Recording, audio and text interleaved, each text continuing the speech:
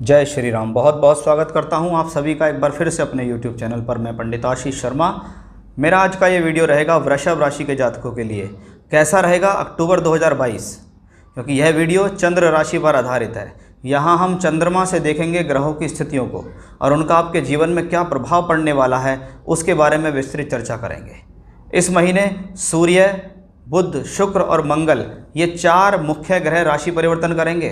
17 अक्टूबर को सूर्य, 18 अक्टूबर को शुक्र, 26 अक्टूबर को बुध और 15 अक्टूबर को करेंगे मंगल राशि परिवर्तन।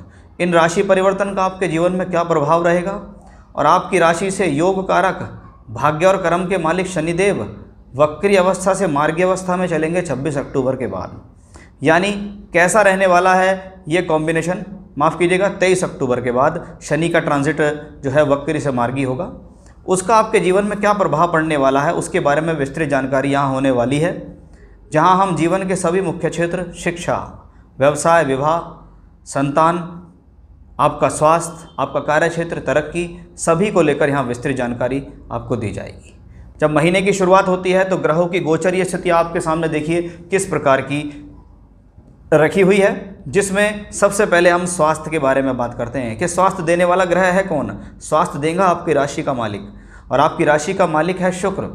जब वह राशि का मालिक होकर राशि से पंचम भाव में नीच का होकर चल रहा हो तो कहते हैं राशि का मालिक अगर पंचम भाव में चले तो उस दौरान थोड़ा ध्यान रखें कि आपका पित्त बढ़ सकता है, आपको गैस्ट्रिक ट्रबल हो सकती हैं, आपको पेट से संबंधित शिकायत इस दौरान हो सकती हैं। लेकिन राशि का मालिक अगर पंचम भाव में गोचर करे तो यह शुभ ही है, क्योंकि यह त्रिकोण स्थान है।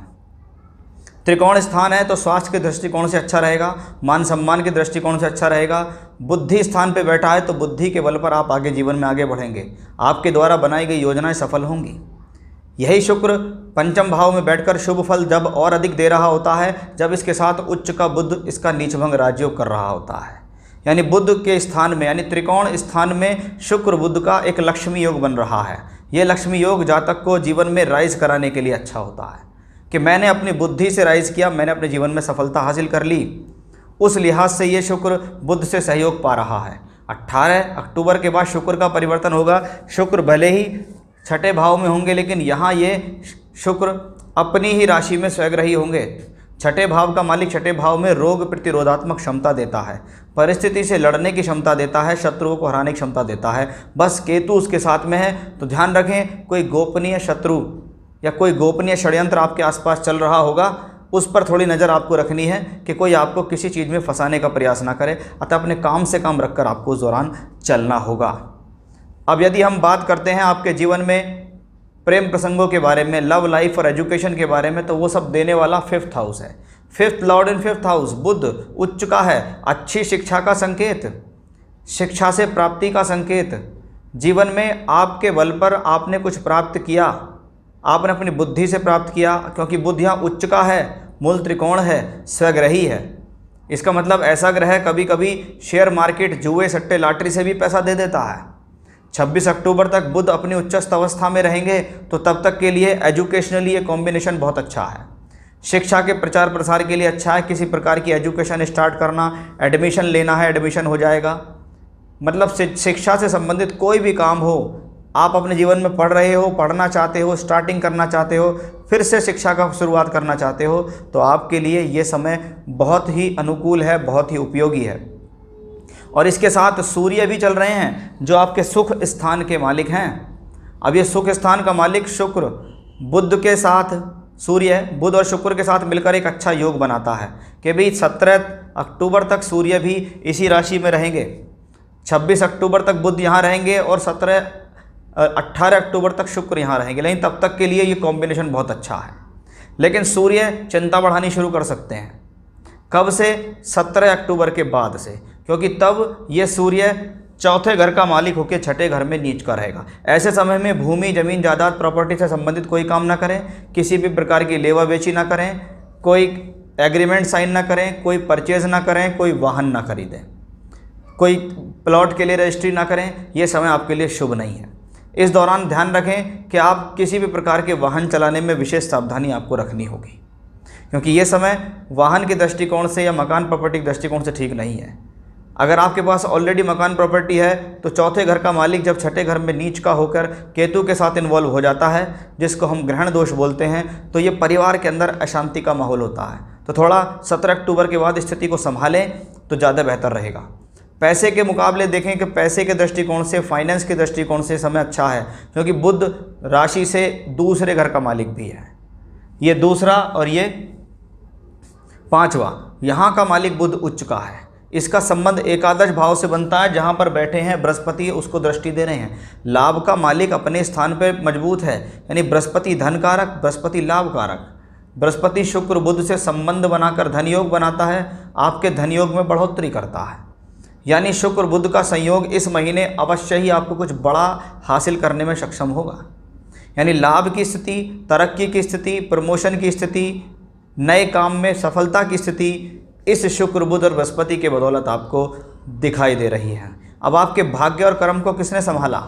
शनिदेव ने संभाला। और ये आपके लिए खुशखबरी है कि शनिदेव कहने को तो अच्छी ही स्थिति में है राशि से, लेकिन 23 अक्टूबर के बाद शनि की स्थिति वक्री से मार्गी हो जाएगी, और वक्री से मार्गी होना ही शनि की स्थिति में बढ़ोतरी करेगा कि अब आपका भाग्य पहले के मुकाबले ज़्यादा अच्छा होगा, अब आपका कार्यक्षेत्र पहले के मुकाबले ज़्यादा अच्छा होगा। अब आप इस दौरान नई योजना बना सकते हैं, उन पर काम कर सकते हैं और वो योजना सफल होंगी। ऐसी स्थिति में अगर आप किसी बाहर से जुड़कर या दूर स्थान से जुड़कर या ट्रैवलिंग करके लाभ लेना चाहते हैं तो ये समय आपके लिए बहुत अनुचित है, बहुत उचित है ये समय, क्योंकि शनि की स्थिति आपके लिए प्रबल है, बहुत अच्छी है। अब हम एक ग्रह और बचा आपकी राशि से, वो है मंगल, क्योंकि मंगल भी इसी महीने 15 अक्टूबर को राशि परिवर्तन करेगा। कहाँ है मंगल? राशि में ही गोचर कर रहे हैं। कहते राशि में अगर मंगल हो तो जोश और ऊर्जा का कारक ग्रह होता है मंगल। यानी ये समय आपके जीवन में ऊर्जा दिला रहा है, एनर्जी दे रहा है, लेकिन ज़रूरत से ज़्यादा एनर्जी भी नुकसानदायक होती है, इसलिए कंट्रोल करके चलें। ये ग्रह कहता है कंट्रोल से चलो, क्योंकि राशि में अगर मंगल होता है तो उसको क्या कहते हैं? मंगल दोष। उस मंगल दोष का मतलब ही यहाँ यही है कि व्यक्ति में एनर्जी ज़्यादा है। अगर वो अपनी एनर्जी को सही काम में लगा ले तो ठीक, नहीं तो फिर व्यर्थ के काम में लगाएगा, परिवार के लोगों को नुकसान पहुँचाएगा, उनके साथ कलह कलेश करेगा, पत्नी से लड़ेगा, गुस्सा आएगा उसको। उसका ध्यान रखना है। 15 अक्टूबर के बाद यही मंगल आपके वाणी स्थान पर गोचर करेगा और धन स्थान पर।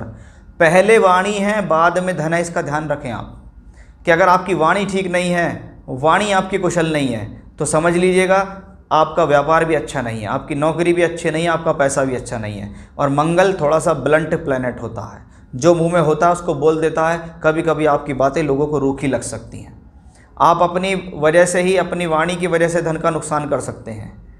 अपने जोश, अपने अतिरिक्त साहस की वजह से, अपने ओवर कॉन्फिडेंस की वजह से अपने लव रिलेशन को ख़राब कर सकते हैं, अपने वैवाहिक जीवन को ख़राब कर सकते हैं, अपनी बुद्धि को ख़राब कर सकते हैं। उसका ध्यान रखना है।